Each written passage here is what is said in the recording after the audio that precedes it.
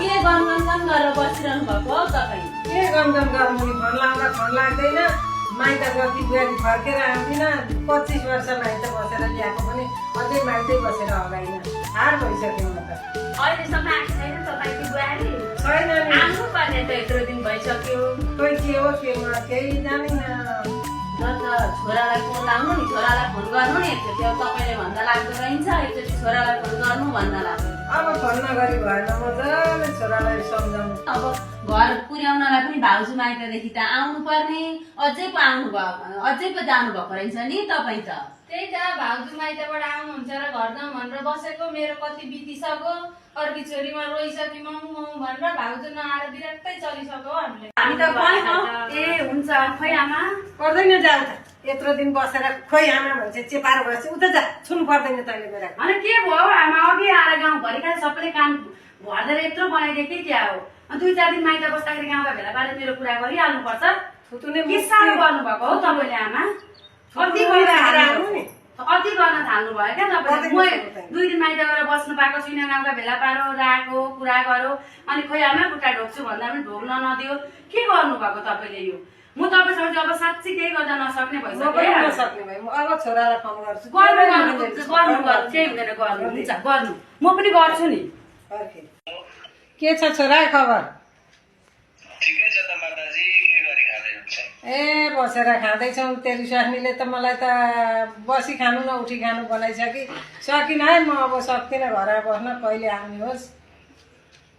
के भयो त्यस्तो? मिलेर गरी खान सक्नु भएन माताजी? के अप्ठ्यारो गरियो त्यसले? भनेका बेला नबनाएर खान दिन्छ न के गर्छ।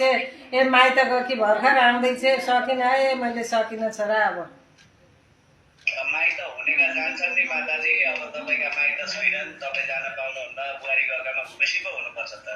माइत गएर आयो भने बेलामा पकाउनु पर्छ, मिलेर गरी खानु पर्यो नि त माताजी। अब तैँले पनि पुल्ठो लाउँछस् कि क्या हो छोरा? हेलो, यहाँ सुन्नु न, म त नसक्ने भयो त हो। आमालाई कति साह्रो खेदो गर्नुभएको मेरो।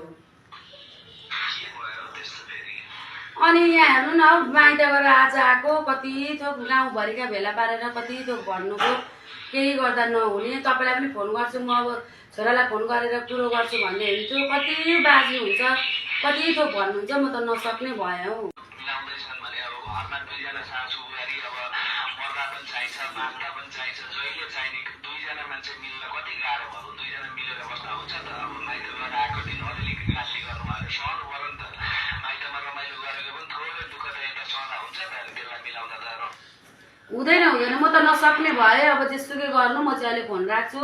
म चाहिँ केही गर्न सक्दिनँ तपाईँको आमालाई। तपाईँ आफै आएर मिलाउनुहुन्छ कि अब म आफै बेग्लै बसेर खानुपर्ने हो कि मलाई सोचेर डिसिजन लिनु? म चाहिँ सक्दिनँ। मैले फोन राखेको है अहिले। कसले फोन गरेछ? कसले फोन गरेछ हौ? हेलो, हो त को बोल्नु भयो?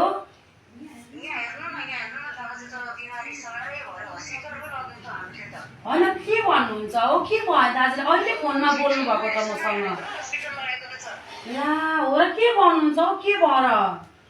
लु हेर, फोन पनि काट्यो। के भएको? बोल्दा बोल्दै ला हार्ट एट्याक भयो कि क्या हो? घरको कुरोले।